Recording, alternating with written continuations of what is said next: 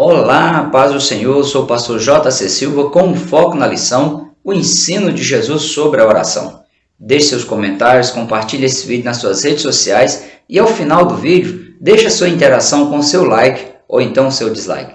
Se inscreva no canal e acione aí o sininho para você receber as notificações sempre que houver um novo vídeo. Tendo condições, clique aí no Super Thankful e faça seu investimento nesse canal. Sua semente financeira no meu ministério é muito importante e Deus te recompensará em medida transbordante. O textuário da lição de hoje é Mateus capítulo 6, versículo 7, que diz: E orando, não useis de vãs repetições como os gentios, que pensam que por muito falarem serão ouvidos.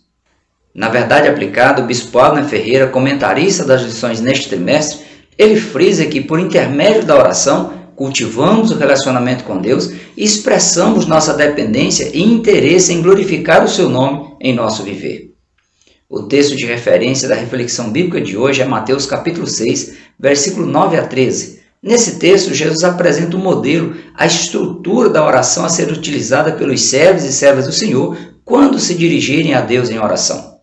Orar, além de ser um verbo intransitivo, ou seja, além de ser uma palavra que exprime uma ação que não passa, que não transita do sujeito a um objeto, tornando essa ação algo exclusivo, pessoal e intransferível, orar é a única forma de a pessoa conversar com Deus sobre si mesmo, como também sobre outras questões cuja ação divina seja imprescindível para que a normalidade seja implantada e implementada.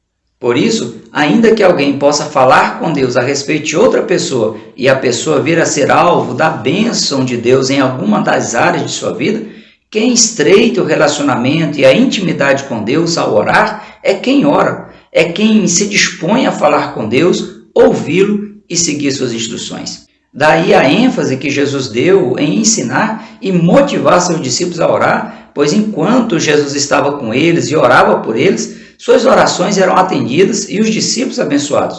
No entanto, os discípulos não estavam estreitando o relacionamento com Deus Pai e precisavam fazê-lo para ganhar autonomia e capacidade de resiliência espiritual.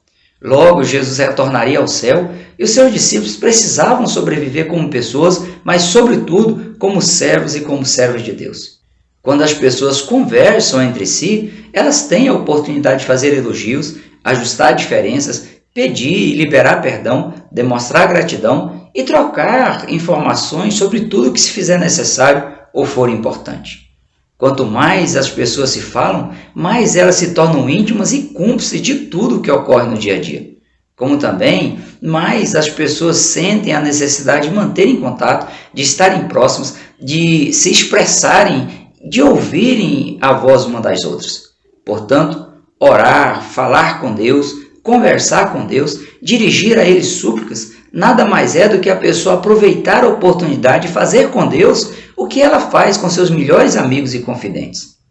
A oração apresentada por Jesus em sua aula sobre como orar é um modelo para os discípulos de Cristo. Nela, Jesus apresentou bons conceitos a respeito de Deus como Pai, como também a respeito de quem se propõe a orar e se achegar a Deus. Tudo começou com um pedido dos discípulos que disseram: Senhor, ensina-nos a orar. Como os judeus, eles acreditavam que Deus era quem regia tudo o que existia. Para os discípulos, a melhor maneira de se manter em sintonia com Deus era descobrirem como acessar a intimidade divina, de forma que eles fossem aceitos na presença de Deus, fossem aprovados por Ele e pudessem permanecer sob sua orientação e proteção suprema. De Jesus como mestre, os discípulos já eram íntimos, mas eles precisavam estreitar o relacionamento com Deus Pai, e para que isso fosse possível, os discípulos precisavam aprender a forma correta de conversar com Deus. Olhando para a pequenez e a insignificância humana em relação à transcendência de Deus, pode parecer que Deus está fora do alcance humano, que seja impossível de o ser humano acessá-lo. No entanto, o exemplo de Jesus como um ser humano comum, vivendo e convivendo com seus discípulos e seu relacionamento íntimo com Deus, demonstrava que era possível acessar e ser íntimo de Deus, que era possível romper a transcendência divina, pois o relacionamento de Jesus com Deus mostrava que Deus também era imanente, que Deus, além de ser acessível ao ser humano, também pode habitar no coração humano e interagir com ele. Os discípulos já experimentavam essa realidade, mas eles precisavam aprender como melhor agradar a Deus e tirar proveito nesse relacionamento que para muitos era algo impossível, tendo em vista que os fariseus e os mestres da lei impunham condições rígidas, na maioria delas impossíveis de serem colocadas em práticas e que ao invés de aproximar as pessoas de Deus, estavam distanciando dele. Isso provocava desânimo, ausência de esperança nas pessoas. Jesus era diferente, pois a forma como ele se relacionava com Deus e como conversava com Deus motivava as pessoas a querer fazer o mesmo. Bastava apenas saber como fazer isso de forma correta para acessar o coração de Deus, pois o próprio Cristo acabara de dizer que os discípulos não poderiam seguir o mau exemplo dos escribas e dos fariseus na forma como oravam, pois os objetivos deles estavam fora dos propósitos de Deus para a vida humana. Por isso os discípulos pediram a Jesus: Senhor, ensina-nos a orar. Olhando para o aspecto estrutural da oração do Pai Nosso, percebe-se que a oração, o ato de a pessoa falar com Deus, precisa seguir uma ordem lógica. Deus, em todas as suas obras, sempre se mostrou e se mostra um ser organizado, e a desorganização, se for por descuido ou por relaxo, pode levar a pessoa a ser até mesmo amaldiçoada por Deus. Diante de Deus, tudo deve ser feito com decência e ordem. Para efeito de estudo, o bispo Abner Ferreira, ele divide a oração do Pai Nosso em duas partes. Na primeira parte, Jesus demonstra a necessidade de se priorizar e reconhecer a glória de Deus por meio do seu nome, seu reino e sua vontade. Deus é apresentado como Pai, como alguém íntimo, responsável, provedor e garantidor da segurança dos filhos. Isto porque sua elevada posição impossibilita de Deus como Pai ser atingido, coagido, confrontado ou convencido por quem quer que seja a não proteger seus servos. Como Pai Celestial, Deus garante o que um Pai terreno não pode, tendo em vista aí suas limitações humanas.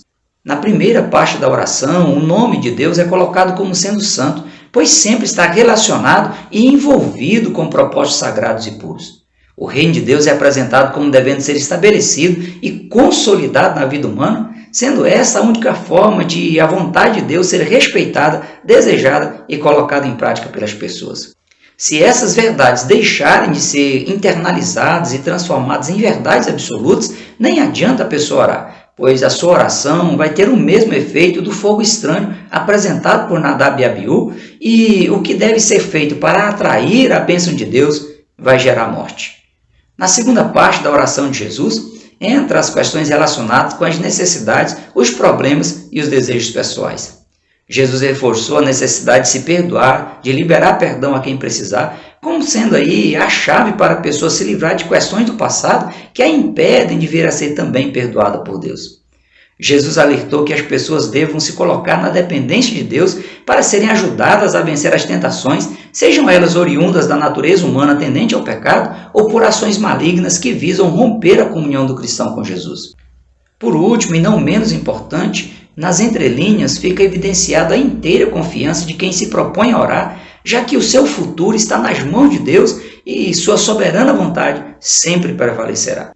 É importante frisar que a oração proferida por Jesus nesse ensino aos discípulos é apenas um modelo estrutural que pode ser feito, pode ser reproduzido na forma como Jesus o fez. Mas, se utilizando dessa ordem, dessa estrutura colocada por Jesus, cada pessoa tem liberdade de orar, de falar com Deus, fazendo uso de outras palavras, de outros termos. Também pode orar várias vezes por um mesmo motivo ou por uma mesma necessidade, sendo perseverante e resiliente, sem, contudo, fazer com que suas orações, com que suas palavras sejam classificadas como vãs repetições.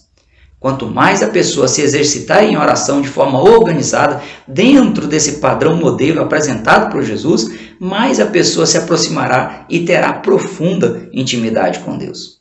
A partir do seu exemplo de vida e do seu relacionamento com Deus, Jesus ele quebra a rigidez do sistema farisaico que, apesar de considerarem Deus como o pai da nação de Israel, entendia que era algo incomum, era algo inusitado Deus ser pai de um indivíduo. Inclusive, quando Jesus foi submetido a júri popular, os judeus eles disseram que Jesus ele era digno de morte por crucificação porque estava, segundo eles, blasfemando ao se declarar filho de Deus, pois isso para eles era algo inadmissível. Em meio a tantas crenças disfuncionais, inclusive a de que uma pessoa não poderia chamar a Deus de Pai na busca por um relacionamento íntimo e sincero com Ele, Jesus vem e de cara diz: portanto, orareis assim: Pai nosso que estás nos céus, santificado seja o teu nome. Jesus comprova aqui que Deus Pai, além de ser transcendente, de ultrapassar todos os limites e a racionalidade humana, Deus também, ele é imanente, pois o Filho ele carrega em si o DNA do Pai e, em sendo imanente, Deus permite ao ser humano ter em si o DNA dele, ter as características que tornam o ser humano íntimo de Deus, que pode possibilitar o ser humano a se relacionar com Deus. Por isso, na oração, o cristão precisa se portar e se comportar como sendo um representante de Deus Pai, reconhecer e glorificar o seu excelso e santo nome, desejar o seu reino e se ajustar às suas leis, cujos propósitos são sagrados, e se deleitar em deixar que a suprema vontade de Deus se estabeleça e seja vivenciada na prática, se tornando aí um com Deus Pai, com Deus Filho e com Deus Espírito Santo. Aprofundando um pouco mais nos 3 importantes detalhes da primeira parte da oração modelo proferida por Jesus, o bispo Abner Ferreira ele ressalta em seus comentários que personagens bíblicos do Antigo Testamento, como Noé, Abraão, Davi, dentre outros, nunca ousaram chamar a Deus de Pai. De forma exclusiva, todos se dirigiam e se referiam a Deus como Senhor, em especial como Yahvé Adonai, que é o melhor termo que descreve a supremacia de Deus.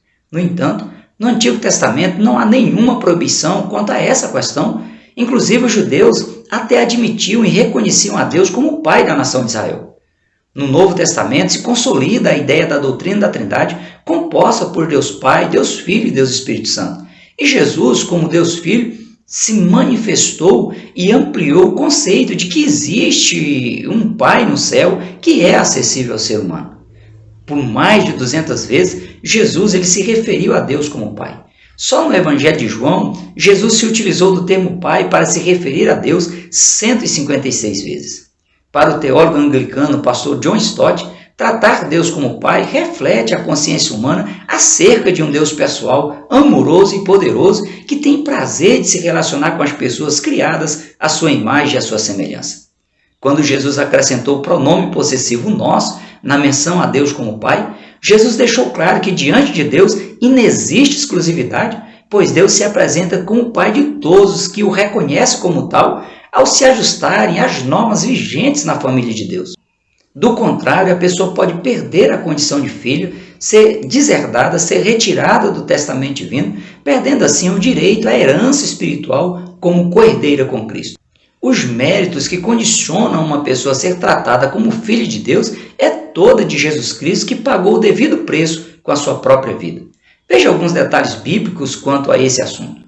A todos quantos o receberam, deu-lhes o poder de serem feitos filhos de Deus, aos que creem no seu nome. Todos sois filhos de Deus pela fé em Cristo Jesus. Nisto não há judeu nem grego, não há servo nem livre, não há macho nem fêmea, porque todos vós sois um em Cristo Jesus. Vede quão grande caridade nos tem concedido o Pai, que fôssemos chamados filhos de Deus. Por isso o mundo não nos conhece, porque não conhece a Ele. Filho meu, não despreze a correção do Senhor e não desmais quando por Ele fores repreendido. Mas se estais sem disciplina, da qual todos são feitos participantes, sois então bastardos e não filhos. Sede vós, pois, perfeitos, como é perfeito o vosso Pai que está nos céus. Quanto ao detalhe apresentado por Jesus de que o nome de Deus é santo, ele aponta para a necessidade do ser humano se conscientizar de que, ao se aproximar de Deus para falar com Ele, o ser humano precisa fazer com reverência e adoração, com temor e admiração, pois os propósitos de Deus, eles são sagrados. E Deus não compactua com a imoralidade, com a iniquidade, com a impiedade, com o egoísmo humano, com a vanglória e nem com a corrupção. Ao reconhecer a santidade absoluta de Deus como um de seus atributos intransferíveis, o ser humano evita se apoiar na autoconfiança, deixando caracterizado que o próprio Deus é quem condiciona a pessoa a se aproximar dele, ser aceito e abençoado por ele. Apesar de os judeus temerem e tremerem diante do nome de Yahvé, eles deixavam de considerar que Deus estava presente em todos os lugares e viviam na prática do pecado. Portanto, profanavam o nome de Deus, misturando o santo com o profano, e quando demonstravam temer o nome de Yahvé, o faziam apenas por medo de serem punidos. É importante dizer que temor por medo e não por respeito e consideração não reflete reverência e submissão à supremacia e à santidade divina. O bispo Abner Ferreira ele frisa que o nome de Deus precisa ser tratado de forma diferenciada em relação a quaisquer outros nomes. A honra absoluta dada ao nome de Deus deve ser somente a Ele, pois Deus ele não divide a sua glória com ninguém. Ao expressar o desejo sincero e puro de que o reino de Deus, cujas leis expressam a vontade de Deus, seja consolidado na vida humana, o cristão, em oração resiliente, ele demonstra sua disposição em se posicionar diante de Deus como servo, permitindo e contribuindo para que o reino celeste seja expandido na terra como prioridade na vida humana. A expressão venha o teu reino e seja feita a tua vontade também expressa um tom escatológico quanto à implantação futura do reino de Deus, com novos céus e nova terra, sem nenhuma interferência ou influência humana ou maligna. No reino de Deus, todas as leis elas convergem para a glória de Deus, por isso o conselho de Jesus. Não andeis, pois, inquietos, dizendo, que comeremos, ou que beberemos, ou com que nos vestiremos? Buscai primeiro o reino de Deus e a sua justiça, e todas essas coisas vos serão acrescentadas. O verdadeiro súdito do reino de Deus, diariamente ele se apresenta diante do seu rei, se submetendo à sua soberana vontade e sendo comprometido. É assim que se concretiza o reino de Deus entre os homens. Quanto à segunda parte da oração modelo proferida por Jesus, ela se refere às nossas necessidades e nossas carências. Jesus apresenta aqui 3 detalhes importantíssimos: a provisão de Deus, a necessidade de pureza pessoal para alcançar a bênção de Deus e a proteção de Deus disponível a seus filhos e suas filhas.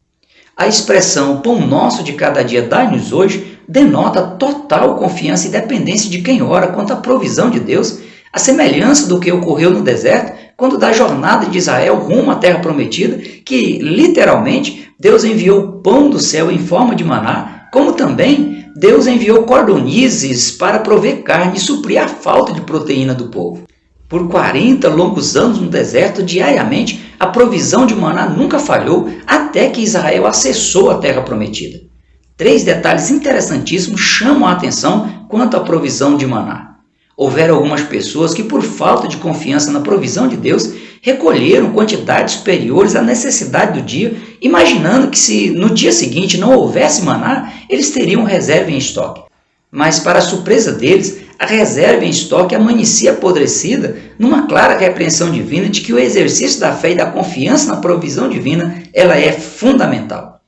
O segundo detalhe era que, na sexta-feira, os judeus deveriam recolher o dobro de maná para terem alimento na sexta-feira, como também no sábado. Neste caso, a reserva que sobrava da sexta para ser consumida no sábado permanecia com todas as propriedades naturais, sem apodrecer. Ou seja, se os servos e servas de Deus seguirem as diretrizes divinas na confiança da sua provisão, Deus interfere e preserva as características de sua provisão diária, dando sustentabilidade à vida humana. O terceiro detalhe era que se as pessoas demorassem a recolher o maná, em se aquecendo o sol, ele se derretia. Ou seja, a confiança e a esperança na provisão divina não dá direito de a pessoa viver de forma relaxada, sem perceber o tempo da bênção de Deus para ela. Do mesmo modo, Jesus advertiu aos seus discípulos a confiarem na provisão divina diária por meio do foco principal no reino de Deus e na sua justiça. Dessa forma, nada falta e outras provisões divinas ainda são acrescentadas. O apóstolo Paulo reforçou essa máxima ao dizer: não estejais inquietos por coisa alguma, antes as vossas petições sejam em tudo conhecidas diante de Deus pela oração e súplicas com ações de graças. Portanto, dentro dos limites do bom senso, é correto orar a Deus pedindo que Ele supra as necessidades físicas, mentais, emocionais, materiais ou espirituais.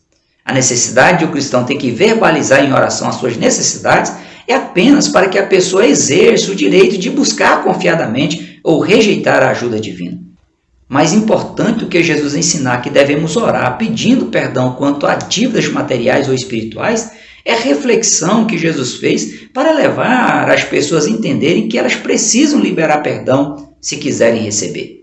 Jesus se preocupa tanto com as necessidades individuais que aprofunda o assunto, vai além de questões físicas e alcança as questões envolvendo relacionamentos interpessoais que podem consolidar ou impedir o perdão de Deus a uma pessoa.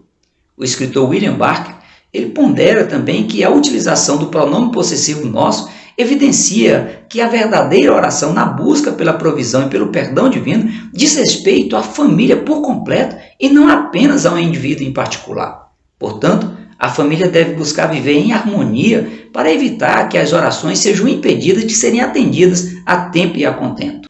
Mesmo porque a desavença e o ódio entre as pessoas da família desqualifica a pessoa da condição de filho de Deus.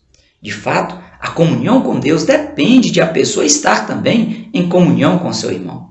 Para o teólogo John Stott, o perdão ele é tão indispensável à vida e à saúde da alma como o alimento é para o corpo. Por isso, ele deve ser liberado para ser alcançado. Por último, e novamente dizendo não menos importante, Jesus abordou sobre as questões da proteção de Deus para seus filhos e suas filhas, que é conquistado através da oração. Com a expressão livrai-nos do mal, Jesus evidenciou que o cristão ele deve confiar que Deus ele fará o melhor para os seus servos e suas servas. Mesmo porque é impossível de a pessoa viver sem ser tentada pela natureza humana tendente ao pecado ou por alguma ação maligna. E da mesma forma que Deus trabalha para dar livramento aos seus servos e suas servas, que os anjos de Deus estão ao redor do cristão para assisti-lo em suas necessidades, o inimigo de Deus e da alma humana, ele está à espreita buscando uma ocasião para ter vantagem e destruir a fé da pessoa. O conselho paulino é: revesti-vos de toda a armadura de Deus para que possais estar firmes contra as astutas ciladas do diabo.